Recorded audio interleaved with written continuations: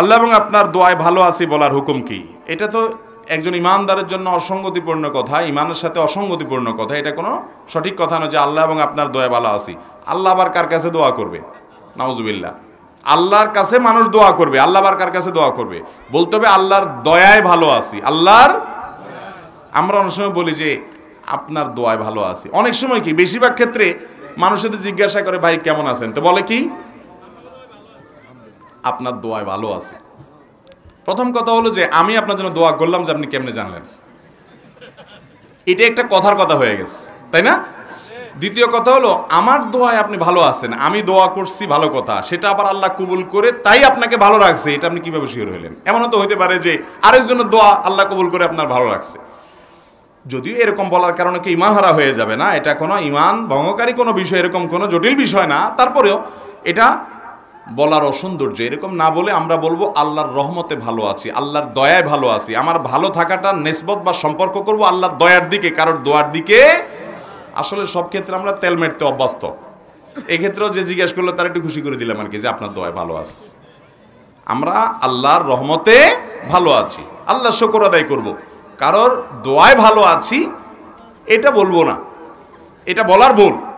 আমরা সালাতের আগে মৃত ব্যক্তিটি কেমন, উপস্থিত লোকদের কাছ থেকে সাক্ষ্য নেওয়ার শরীর বিধান কি? ভাই, এরকম একটা ট্র্যাডিশন আমাদের দেশে আছে, মানুষ মারা যাওয়ার পরে দাঁড়ায় জিজ্ঞেস করে ভাই লোকটা কেমন ছিল, সবাই বলে ভালো ছিল।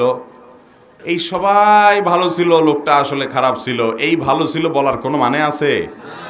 সবাই মিলে বললো লোকটা ভালো ছিল, আসলে লোকটা খারাপ ছিল, তো এই সবাই বলা বলিতে কিছু আসে? এই লোকটা যদি জীবদ্দশাতে আসলেই ভালো থেকে থাকে তাহলে সে আল্লাহর কাছে আজর পাবে, খারাপ হলে শাস্তি পাবে। এখানে মানুষ কি বলল বা না বলল তাতে কিছু আসে? জানাজার লাশকে রেখে দুনিয়ার আবল তাবল কাজ আমাদের দেশে করে, বিশেষ করে আপনার বিভিন্ন বক্তব্য, তার জীবনী আলোচনা, তার জীবনী চর্চা, তার জীবনের উপরে ছোটোখাটো একটা সেমিনার হয়ে যায়, ঠিক কি না? অথচ নবী সাল্লাল্লাহু আলাইহি ওয়াসাল্লাম বলেছেন আসরিউ বিল জানাজা, দ্রুত জানাজা দিয়ে ফেলো, জানাজা দেরি করা যাবে না। এই জন্য ভাইরা, জানাজার লাশকে সামনে রেখে খুব বেশি বিলম্ব করা উচিত না। আর এরকম কোনো কথা যে লোকটা কেমন ছিল ইত্যাদি সাক্ষ্য টাক্ষ্য নেওয়ারও কোনো সুন্নাহ সম্মত রীতি নাই।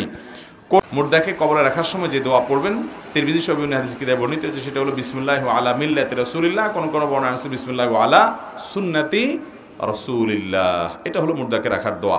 এছাড়া মুর্দাকে রাখার সময় আপনি সেখান থেকে শিক্ষা গ্রহণ করবেন, নিজে সেখানে চলে যেতে হবে সেই চিন্তা ভাবনা করবেন, মুর্দার জন্য কবর দেওয়ার পরে দোয়া করবেন। এগুলো হলো সুন্নাহসম্মত আমল।